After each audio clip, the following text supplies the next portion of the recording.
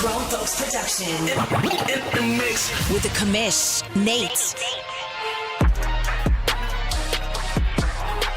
All right, happy Monday, everybody. Welcome into Press Pass Live, your weekly podcast show here for the OMFL. I'm super pumped. We got a full show, so we're going to jump right into it. Let me welcome in my co-host for the day, Mr. Trey of the Detroit Lions. How you doing today, Trey? I'm doing pretty good. Lions put a whooping in Bijan Robinson the Falcons, and I'm on the bye week. That's all good. Well, my Saints fumbled away a game against the Packers, so I'm salty as hell right now. Let's jump right into it. We're going to go right here and do a couple of recaps really quick about the last few games or last few weeks of games that we've had.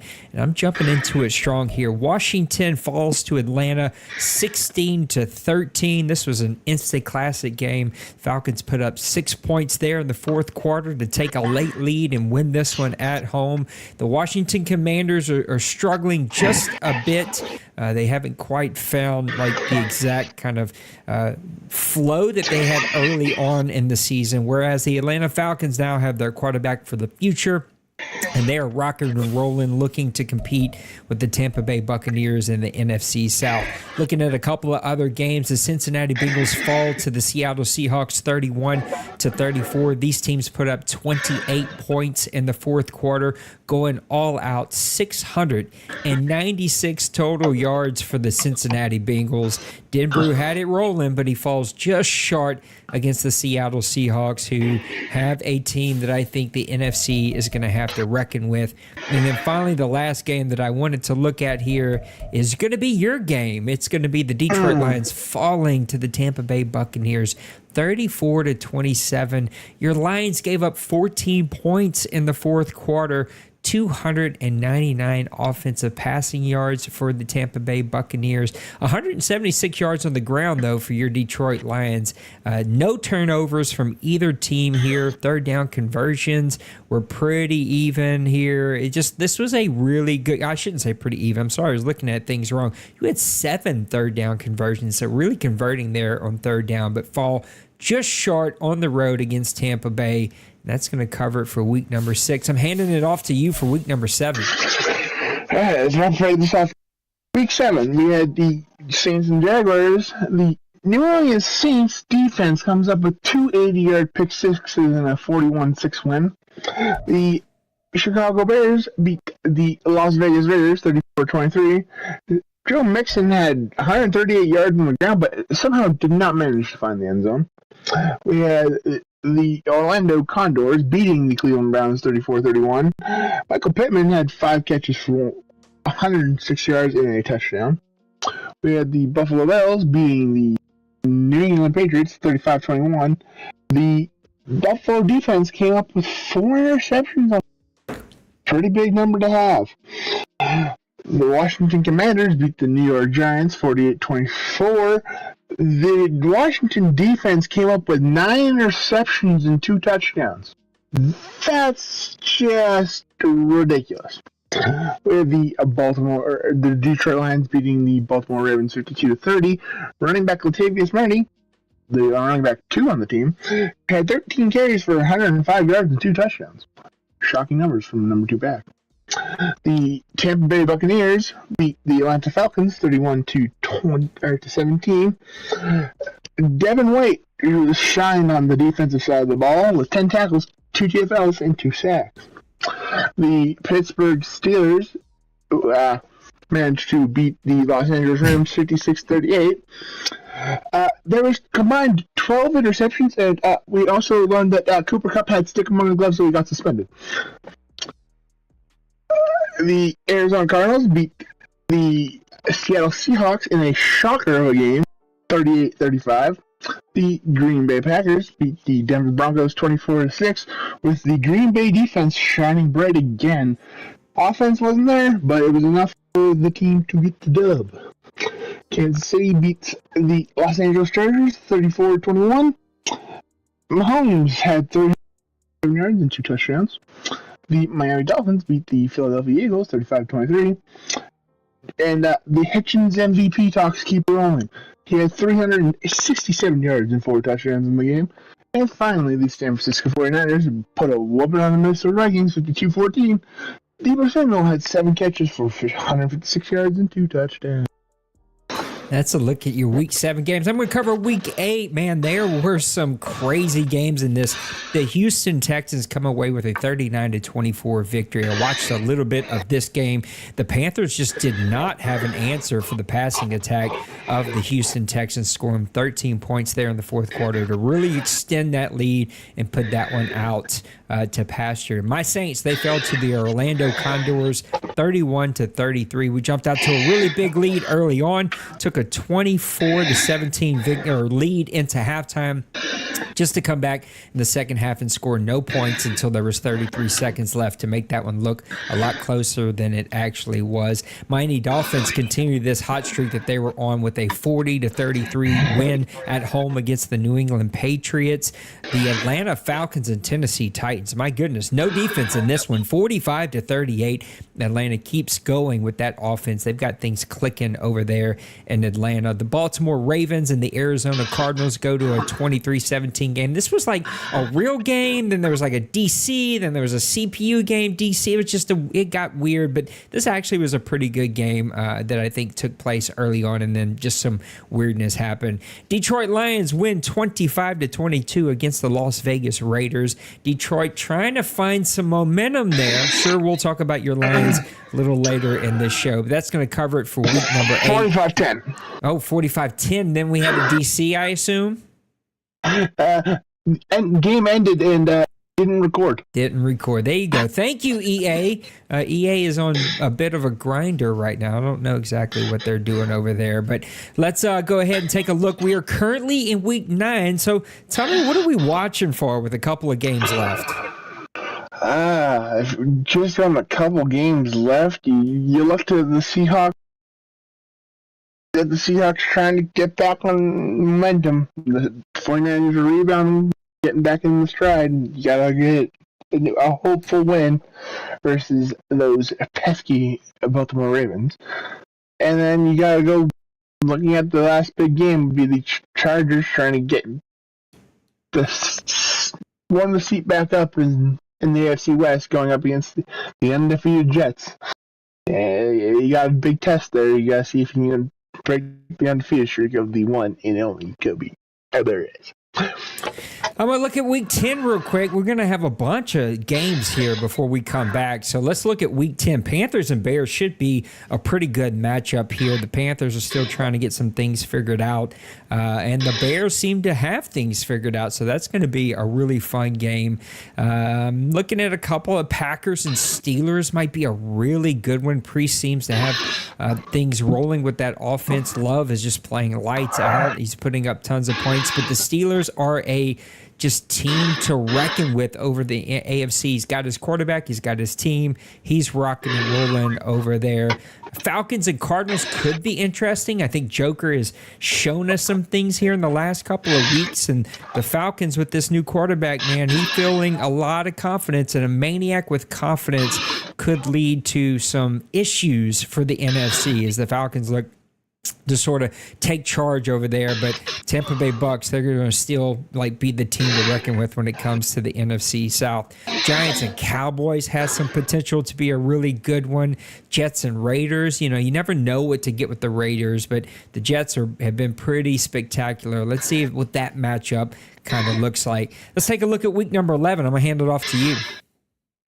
Gotta look at the friendly rivalry between the Cowboys and Panthers being a more likely OMFL Classic for the season. We've also got Cincy versus Koch. That'll be a first-time matchup with the Steelers versus Browns between the two, so it'll be interesting to see how that comes about. You also got another divisional matchup between two friendly rivals, between Mr. Hurt and myself.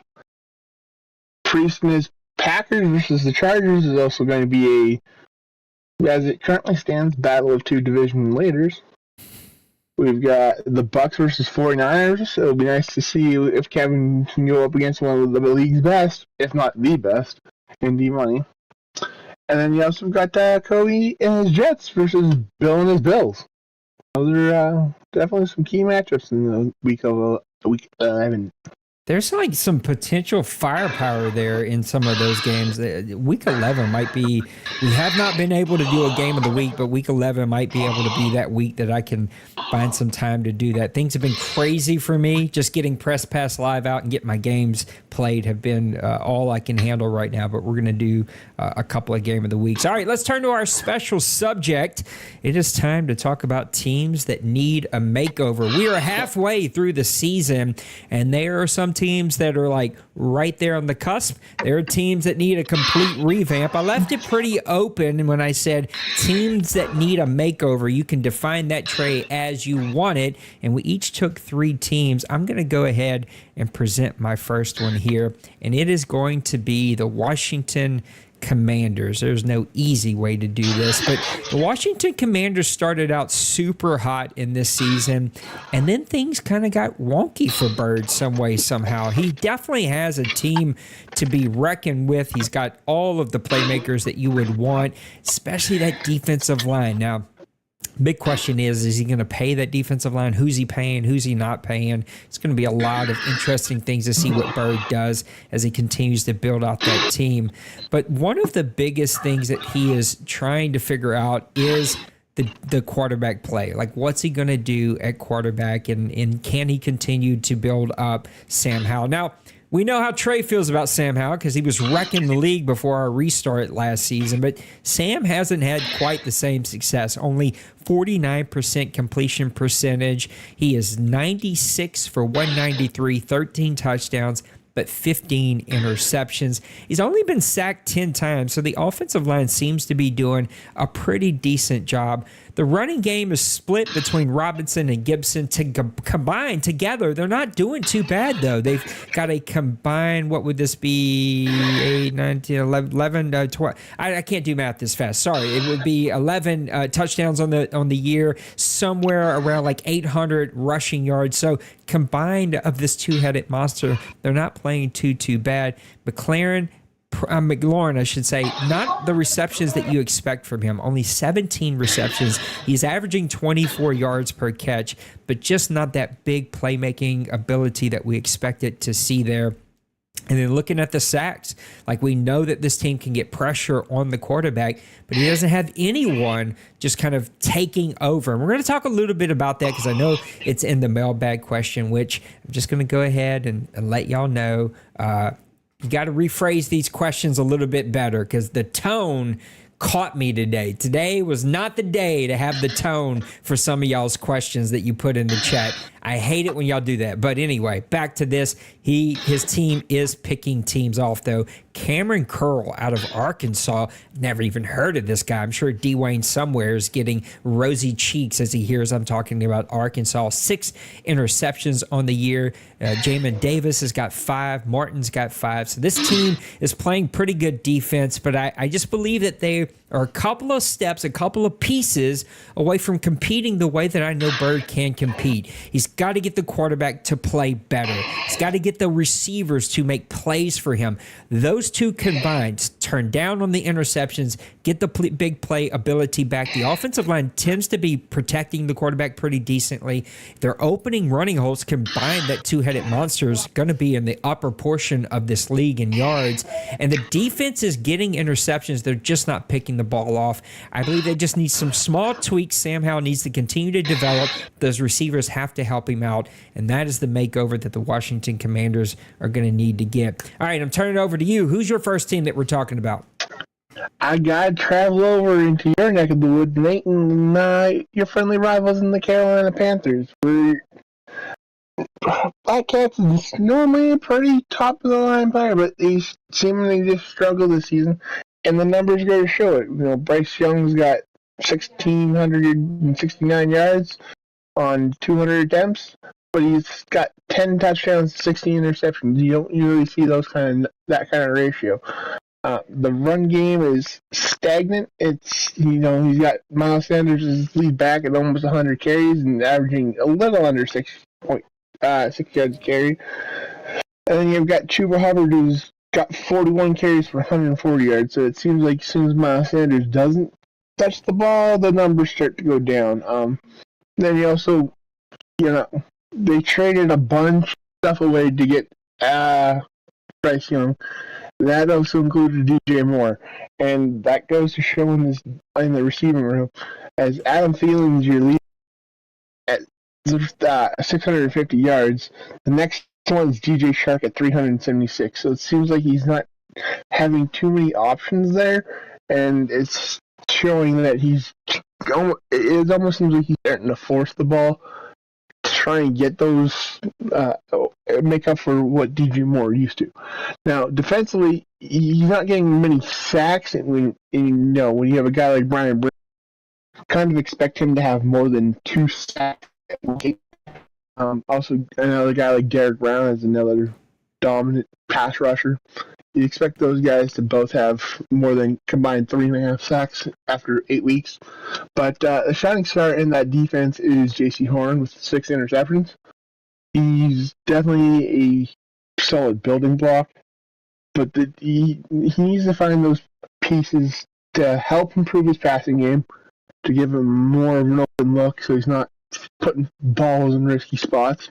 And he needs to find out what's wrong with that pass rush and ramp up the pressure to try and get some more sacks. And doing so, I think that'll get some more W's for him and get him on a run to potentially he's still in the race for a spot in the OMFL playoffs this season. You never want to put your balls in risky spots. You want to keep those very well protected. I'm going to go back to the AFC, and I want to talk about the Baltimore Ravens. I'm not sure what's happening here in Baltimore, but clearly they could use a bit of a makeover. We got to start with Lamar Jackson. 13 touchdowns, but 18 interceptions, a 59% completion percentage, and 15 sacks. Clearly, there is an issue with the offensive line here. And when you look at his rushing, Keaton Mitchell, a rookie, only 286 rushing yards. Dobbins, 249. Edwards, 245. I mean, combined, even if you put in Jackson's 170 here, it's not looking good for these yards. They're still going to be like middle of the pack. If you combine all of these dudes together, there's clearly something up with the offensive line there in Baltimore. His tight end is his leading receiver with 548 yards and 3 touchdowns. Bateman, 28 for 492. When he's your number one guy, your tight end, and Mark Andrews, like, something is off. You're missing that explosive big play.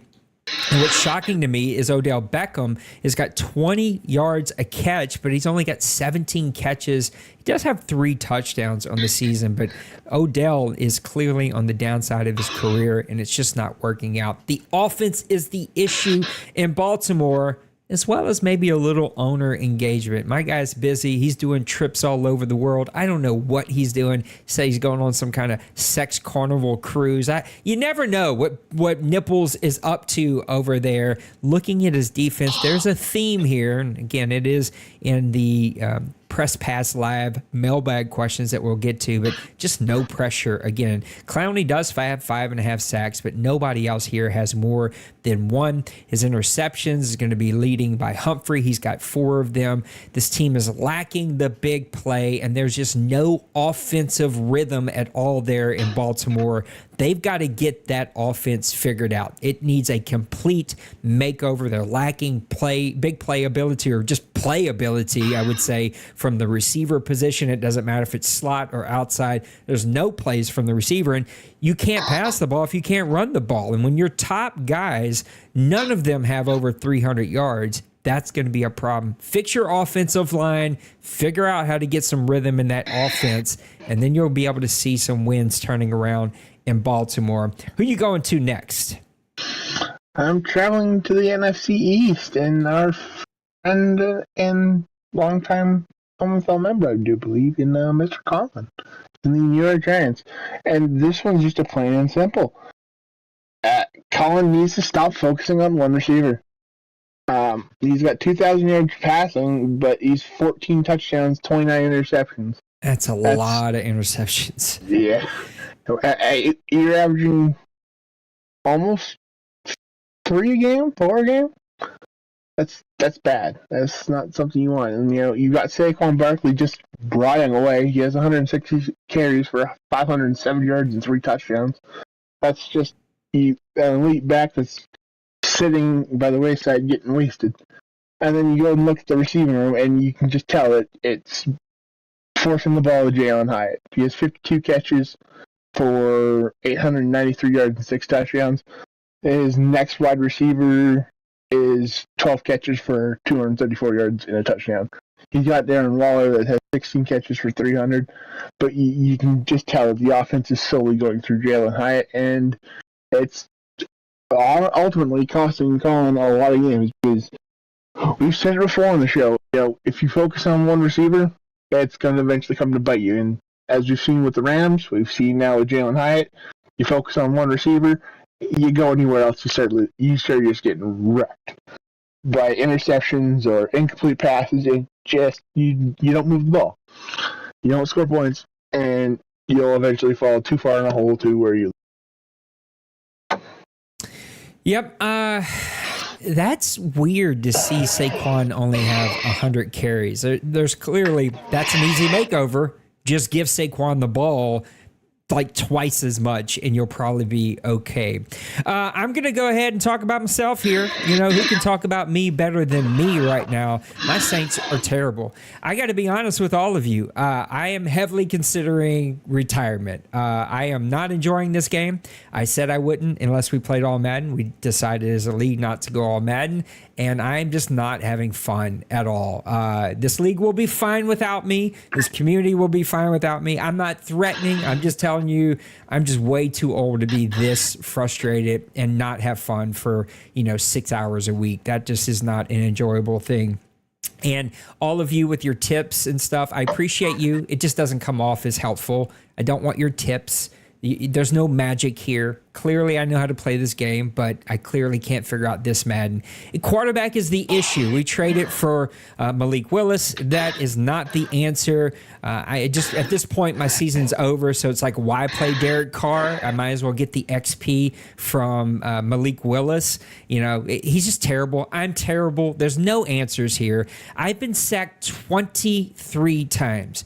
It makes no sense to me. If you look at my offensive line, they're not going to blow you away, but there's no way I should be in the upper portion, if not leading the lead in sacks. Like, my offensive line does not protect me. It leads to bad throws. It leads to rush throws. It leads to no rhythm. I can't find any kind of rhythm or flow to my game. Alvin Kamara was hurt after just a couple of games. As you can see, he was rocking and rolling my offense. I started to kind of build behind him.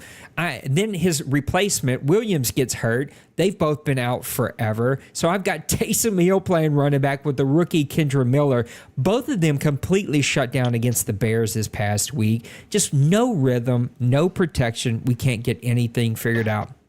Chris Olave is a stud, but you got to be able to have time to get him the ball and a quarterback who can get him the ball. Michael Thomas has now been promoted to a starter after being benched because my rookie Garrison Sears, who was explosive big play after big play, averaging 28 yards a catch, also had 2, I think, kick returns for touchdowns. Like, he was my big play guy. He gets hurt for 4 or 5 weeks. So the injury bug has bit us. We haven't got Rashid Shaheed going. Chris Olave's begging for somebody to get him the ball, and it's all about my offensive line. They have just played terrible, and I can't quite figure it out. And I want to invest in some younger offensive line, but that just means it's going to get even worse here. Demario Davis, he's sort of hit and miss like everyone. I can't get a sack to save my life. Rookie Foskey's got 3 sacks. My defensive tackle Posey's got 2 sacks. I invested heavily into my defensive tackles. They've got a combined 3 sacks. My defensive line combined has like 5 sacks. Cam Jordan, an X-factor defensive line, he's only got 17 tackles on the season and 1 sack. I can't figure it out to save my life. Teams are doing whatever they want to me. I can't seem to stop them on defense, and my team needs a complete overhaul to save my team, and well, it just doesn't seem like that's going to happen. And I am beyond frustrated. If you've seen any of my streams here as of late, last night was probably the worst, and we're halfway through season 1, and I'm this frustrated. And yeah, it just sucks. It all sucks right now for my team. All right, bring us home. Who's your last team that we want to do a makeover to? You got to go to the AFC North and the Cleveland Browns. You know, we saw Little Koch last Madden with the Bengals be pretty dominant. This season, he's not getting it done. He's got a rookie quarterback after trading Deshaun Watson to the Rams. Dorian Thompson Robinson. Yep. I think I said that fully correct. You did. You know, has 1,700 yards passing, 11 touchdowns, and 16 interceptions. That's pretty bad numbers after 7 games when you're throwing more than 2 picks a game and not 2 touchdowns a game. So that's a little bit of a troublesome situation there. But the shocking part of this offense, and it just questions me how Koch is running this. You've got the power back that is Nick Chubb with only 81 carries for 424 yards and 3 touchdowns. It's another one like Saquon. Like, you have an elite back, and you haven't been able to find out how to get him rolling. Like, I just maybe you need to improve the offensive line. Maybe you need to hold off the R2 button so you can get through a hole before going into a full-on sprint. I don't know. But those are just 2 shocking stats for running backs that are normally pretty dominant in the OMFL. And then you look at the receiving room, you've got Elijah Moore and Amari Cooper at 29 receptions apiece. The next wide receiver on the board is 11. You can't tell that the offense is rolling through Cooper, and then if you need the bailout, he goes to Elijah Moore. So it's troublesome to see that, the ball's not getting spread around too much, and it's becoming very predictable that it's up Amari Cooper's game, and if you can stop Amari Cooper, your next mission is to stop Elijah Moore. If you stop Elijah Moore, it's ball game. And then another thing is the defensive side. You have Myles Garrett, who's a dominant force. He only has 5 sacks on the season through 7 games, which isn't too bad, but you'd hope he'd be, at least a sack a game. But outside of him, there's 2 sacks on that entire defense. You'd think with a superstar like with Myles Garrett, it would open up the room to get some more pressure. 2 sacks, and both of them coming from defensive tackles, is a little worrisome. You look at the interception numbers. You have Grant Delpit with 3, and then 2 other interceptions. It's shocking numbers coming from Koch, especially after last Madden. Yeah, the interceptions is mind-blowing. Like, it's like, whoa, what has happened there, especially as dominant of a defensive play caller as we know Little Koch has. All right, let's open up the OMFL mailbag. I'm heavily leaning on Trey here. You guys have great questions, but questions that would make my job full-time for me to go figure some of these out. Like, they're good questions. Don't stop them coming. But, man, I have no way, unless I somehow quit my job, to go figure some of these out. Let's start with Twinkie. Who had the toughest schedule? So leading up to this point, who has had the toughest schedule? That is a great question. Trey, I'm not even going to begin to lie. I have no clue how to even figure that out.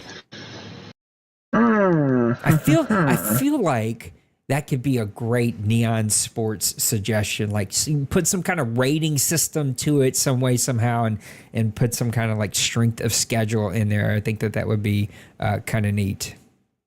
I would have to go. Maybe a shocking reply here, but I go with the Panthers. He's had to deal with a hot Falcons team.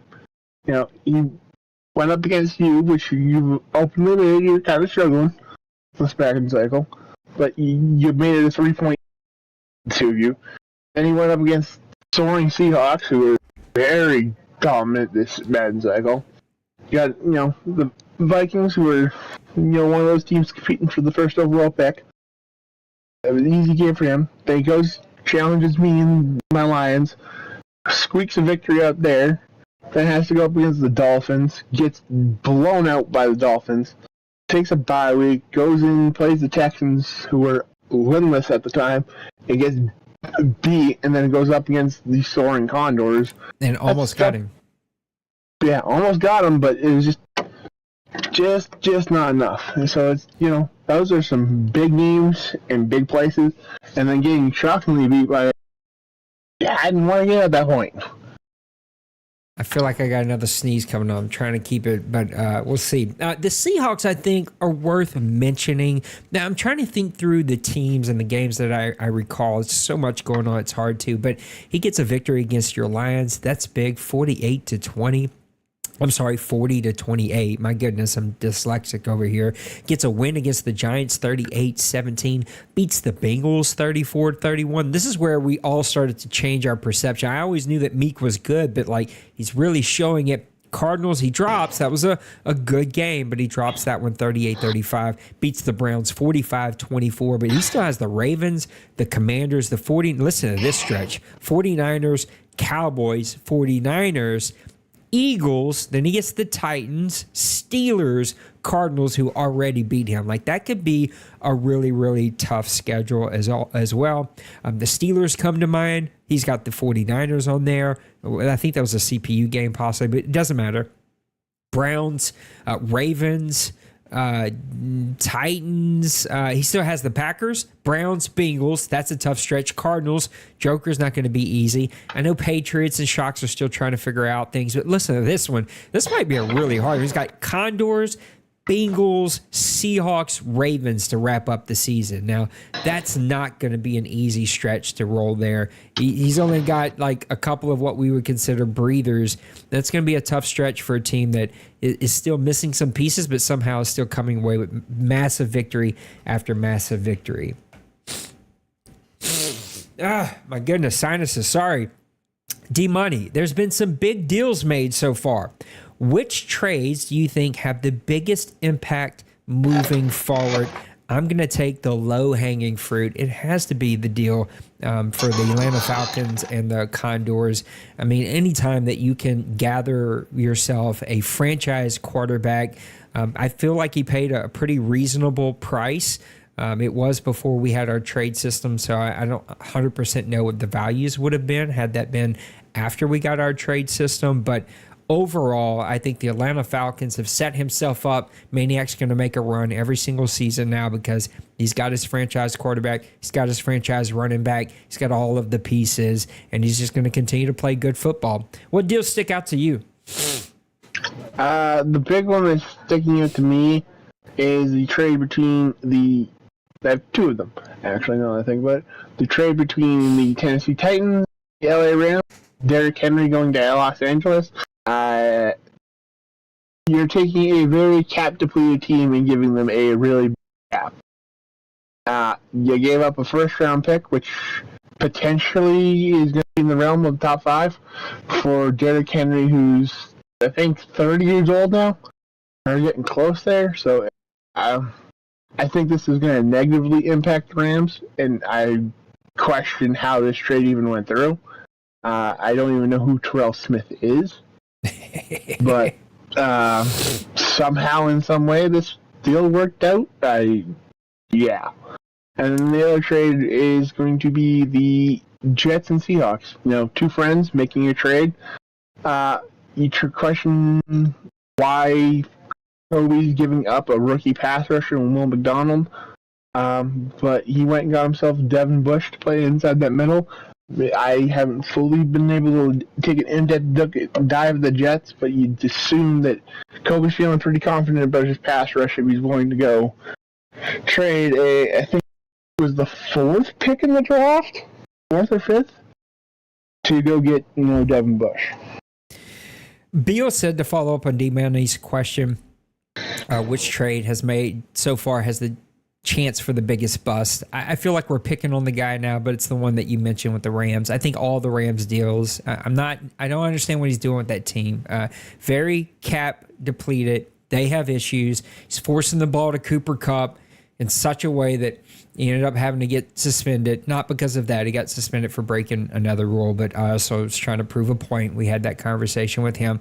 Again, if you're wondering how I feel, force the ball to whoever you want. If you want to play crazy like that, it's just easy to defend. So, yeah, sure, you might give up 17 catches, but you're losing 65-35. Then who cares if you gave up 17 catches? What I don't like is the records, and I don't like that kind of stuff because it kind of needs a little asterisk, right? Like, yeah, you lost every game and you were blown out by 40 points, but you have a record. I just don't like that as a commissioner because we've been around for so long. So either way, it doesn't matter. I just don't know what the Rams are doing. Why would you trade for an aging big running back that needs to be paid or has been paid? Like, what are you doing with your cap? And you moved off the number 6 pick, which might even go to the number 3 or 5. Like he could go way up there, if not the number 1. I don't know. I don't think he gets that high. But you gave that up for a 30-year-old running back.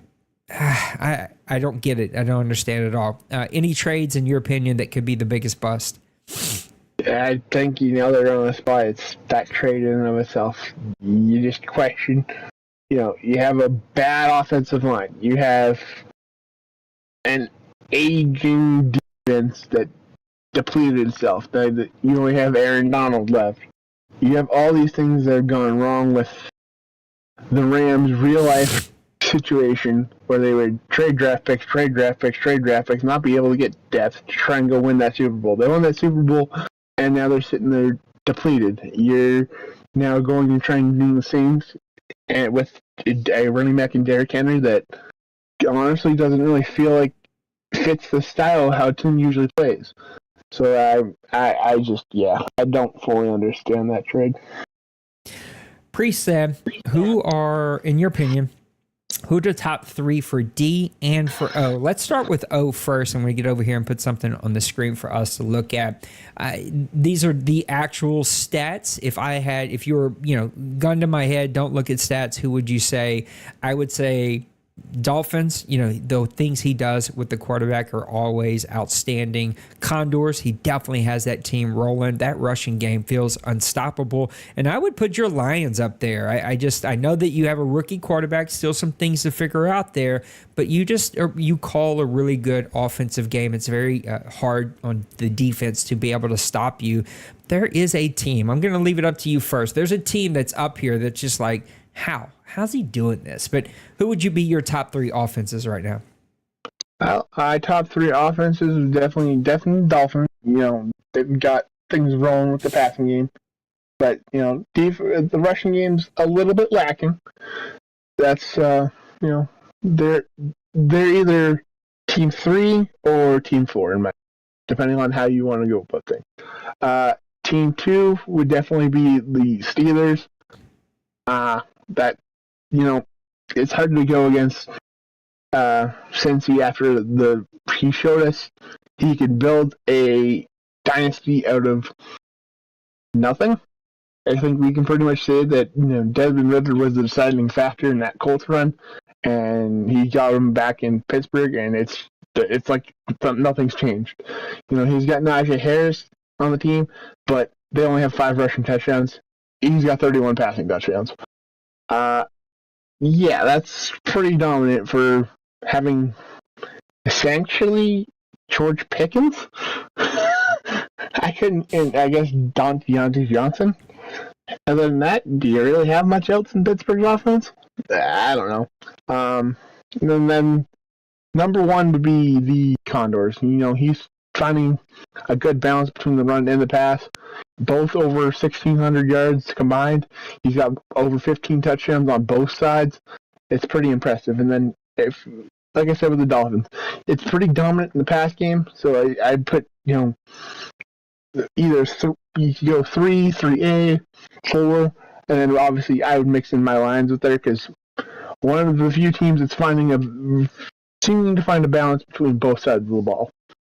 The Steelers were the surprise to me. He is averaging 42 points a game, 42.4 points per game. He's got 31 passing touchdowns. It's just like, how's he doing this? He also asked for the top 3 in defense. Who would be your top 3 defensive teams so far?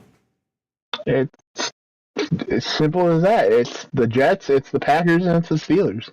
They're all pretty dominant. You could add in the Chargers in that race. I just don't think he's got the sacks and turnover numbers that you'd hope from being a top defense.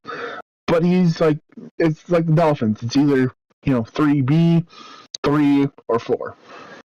Yeah, the Packers and Falcons surprised me on this list. I played the Packers, and yeah, he was making tons of plays, but he is overall just playing really, really great football. I think he's leading the league in sacks. Yeah, he's leading the league in sacks right now. Jets, they have to be up there. I mean, that's what Kobe does well. He just puts so much pressure on you from every aspect. They would have been on my list. The Steelers have to be on your list. I mean, he's doing some radical things with a team that you didn't think would be there. And then it's like kind of goes all over the place for me, but like Cowboys would probably be on that list. I like Browns would be somewhere in there. Just like the classic coaches that you think play really, really good defense, but you got to tip your cap to what the Packers are doing.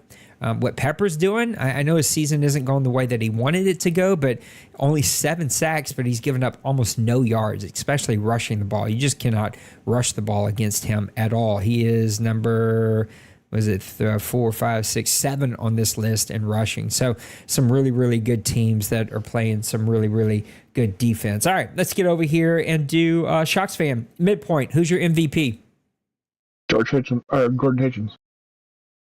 Hands down.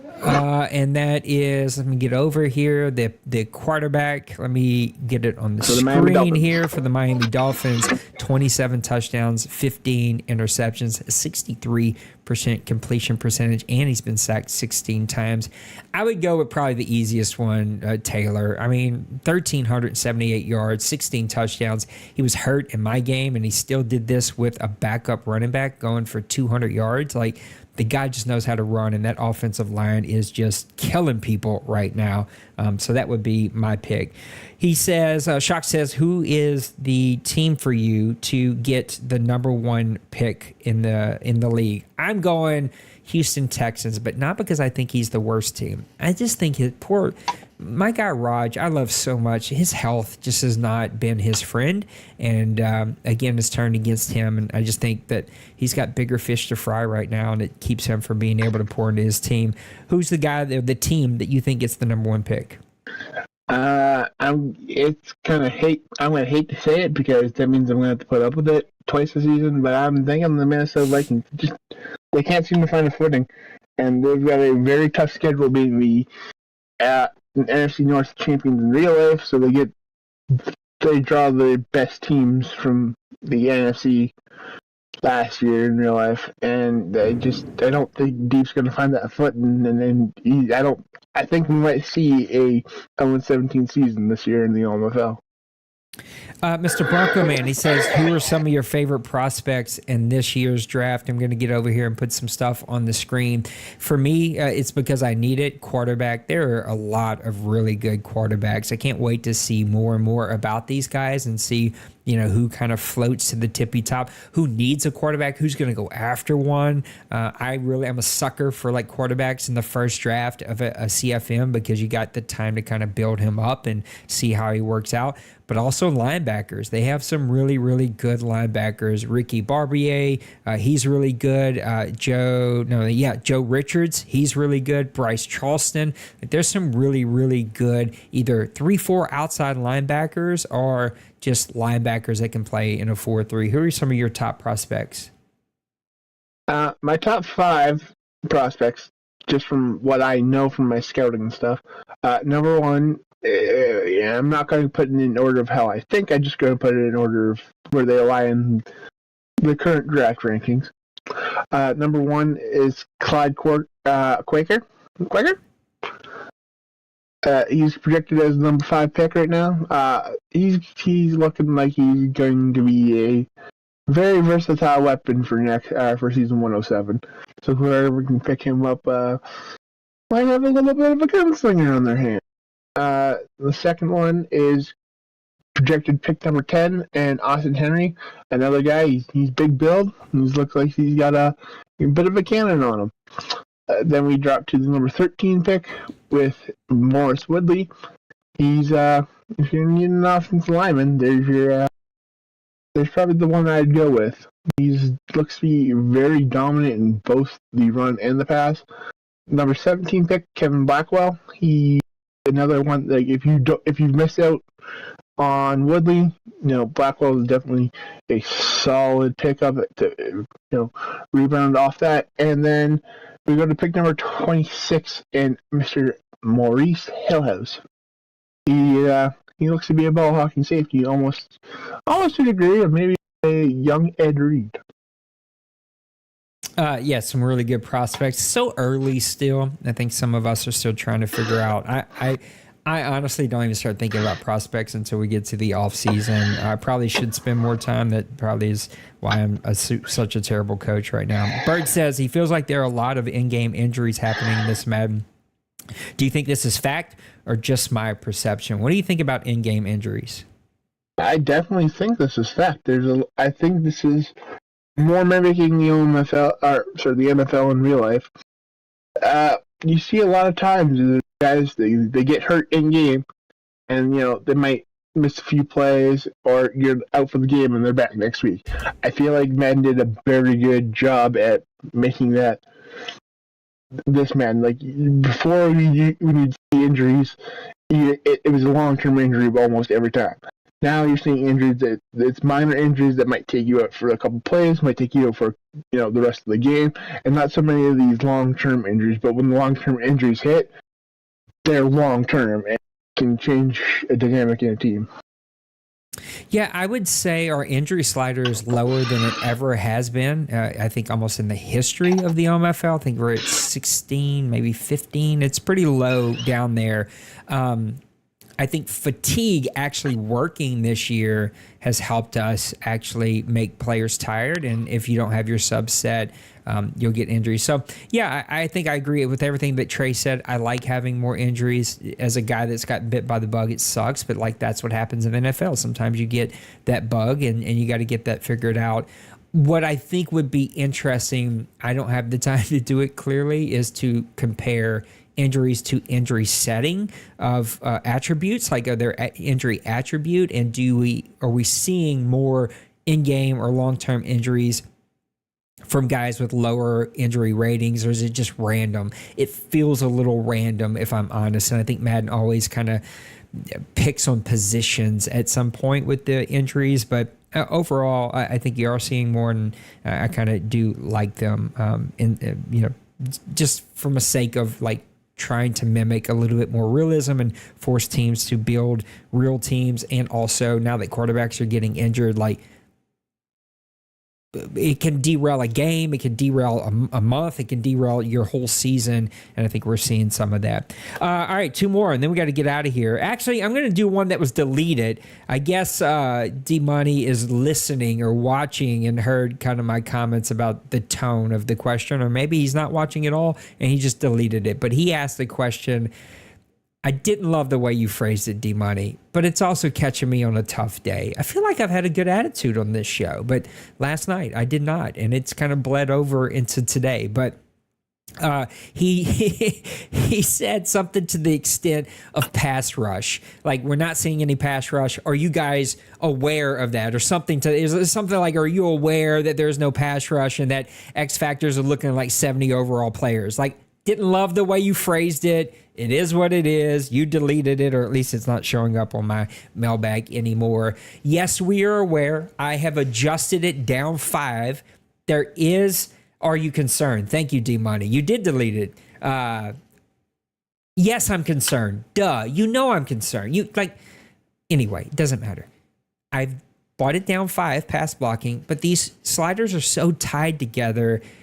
There's only so much I can do, and I'm trying to find it, and what I'm afraid is I'm going to find the floor one week, and all of you are going to give up 20 sacks and yell at me for giving up 20 sacks, and we're going to have to adjust from there.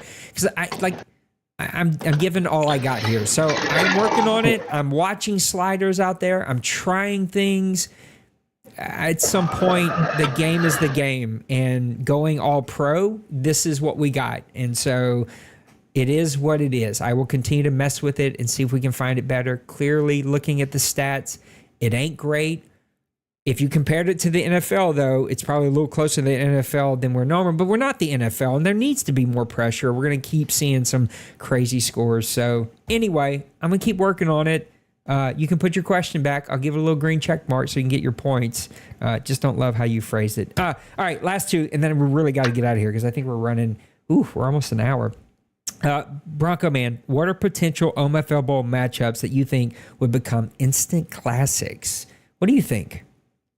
I think a potential matchup could be the Seahawks and the Jets. I mentioned the trade earlier. Friends. I feel like that could be a very good classic. Kobe or Cincy making it out versus either Money or D-Wayne. It could be definitely a shootout. We saw, the matchup between Cincy and D-Money to wrap up the Madden cycle last season. It'll be very interesting to see how the 49ers match up against the Steelers. Another matchup that I feel like would be a very interesting matchup is to see a Cincinnati Bengals versus Detroit Lions cat game. That would be funny. I think that would be a fun matchup as well. Cowboys versus Steelers, I think, could be really good. Like two defensive-minded coaches that can also do what they want with their offense. I think Buccaneers Jets could be good because those were like old rivals when Kobe was in Atlanta. Condors, I'm trying to think like Condors Buccaneers could be really good.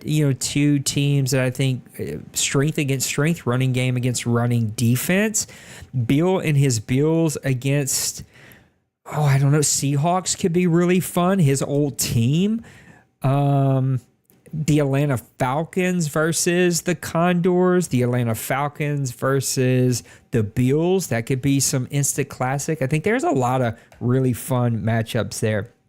All right, last one. Let's wrap it up with this. I'm not seeing anything else pop up. It's too late, so don't go run over there putting anything in there anyway.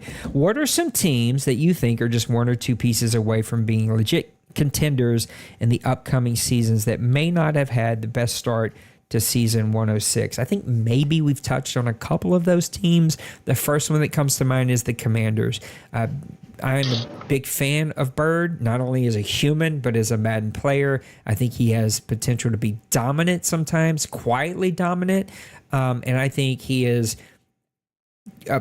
a little bit of a development on that quarterback, or maybe a lot of development on the quarterback, a little development on the offensive line, and then get those receivers to make plays for him. Maybe some playbook adjustments. I think he's a couple of small adjustments more than pieces away from really turning the Commanders into a team to be reckoned with. Are there any teams that pop up to you that you think could be teams to be contended with if they made a few changes? The one team that comes to mind, the Cardinals. I don't know much about Joker. I believe he's NBC. Am I correct? Yeah. So he's definitely a new player to me. So didn't know how he was doing. He openly admitted to us in the media days that Kyler Murray wasn't his guy.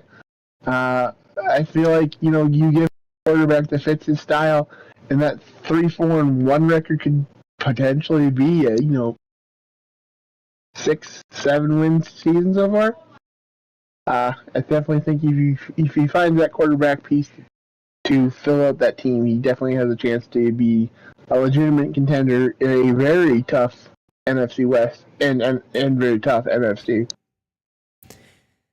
Broncos are a weird case. I don't think they're one or two pieces away, but we've seen Glaze get his team put together for like a late run. I would say Giants, big underachieving team right now.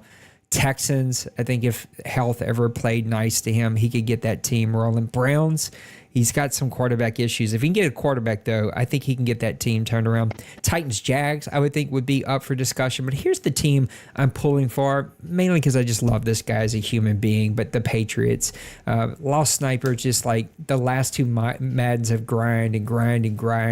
I think he needs to punt the quarterback, go draft you a quarterback, go all in, just rebuild that team. I think you need some playmakers on offense, build that defense to fit your style. I'm pulling for the Patriots. I think that they are just a couple of pieces away from being able to turn that team around. Whew, Trey, we said it. It was going to be a full show, and boy, it sure was a full show. Go ahead and take us home with some final thoughts here as I try to turn this music down all of a sudden. Yeah. That D-money question, it kind of bugs me saying there's no pass rush. We have 14 teams that have 15 plus sacks. I as much as you got to admit, though, if you compare the numbers to the NFL, you're totally spot on. But the flow and the feel of the game, it could use a little something. Yes and no, but like my Lions are the perfect example. I think I'm sitting on this season with like 16, 17 sacks, somewhere in that ballpark. The Lions in the first two games of this regular real life season had 1 sack. We proceeded to bust off like 7 yesterday. Yeah. It's just hit and miss. It's when those days come that the pass rush is there. And I kind of like that we're kind of getting that influence in the OMFL after watching it be, Myles Garrett 30 sacks, Michael Parsons 30 sacks. We're getting the real life record broken like every other week. It seems like every season. So it's nice to see that the sack numbers are a bit down and a bit more real.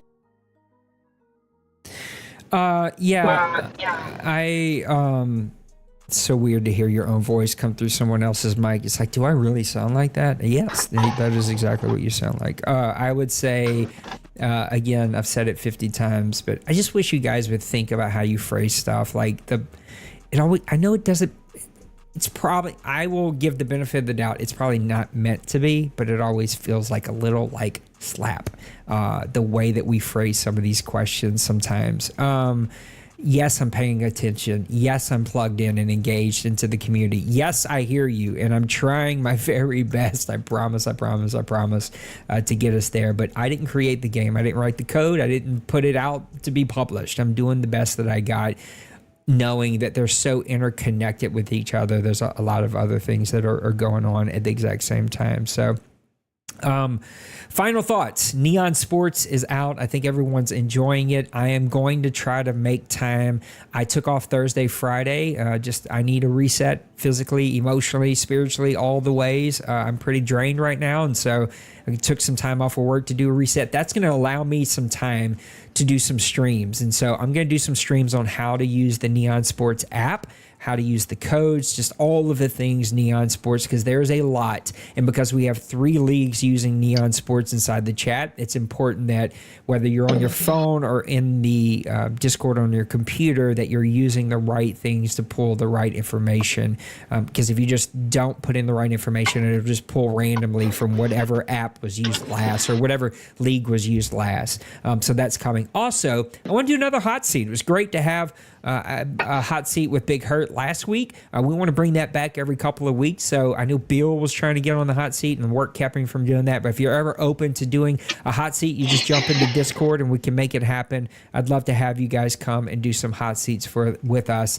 And I'm ready for the season to be over, and we're only halfway through. So I'm going to do my best to suck it up.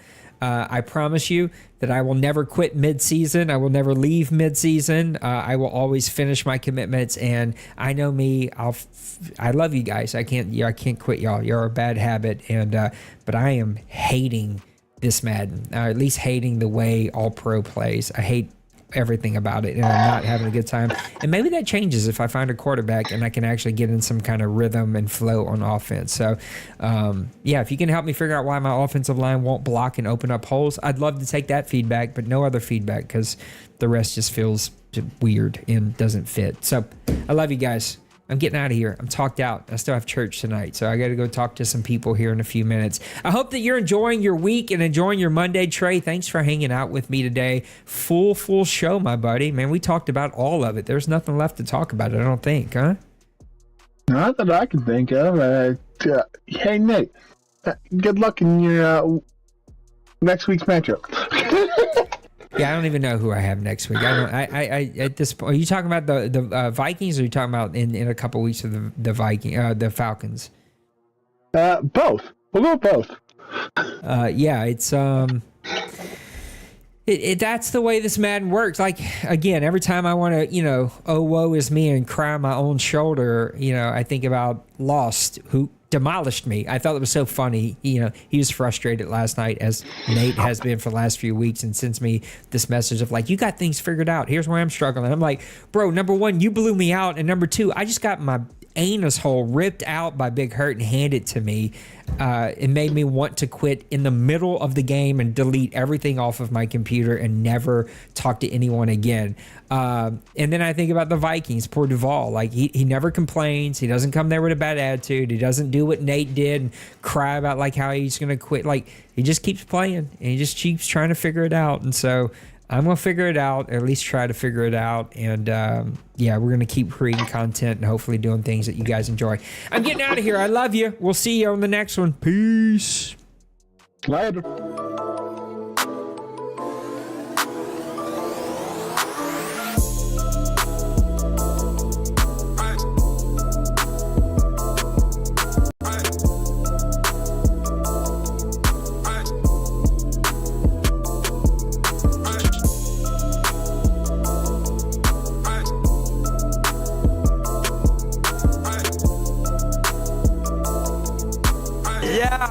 Smash that like and subscribe.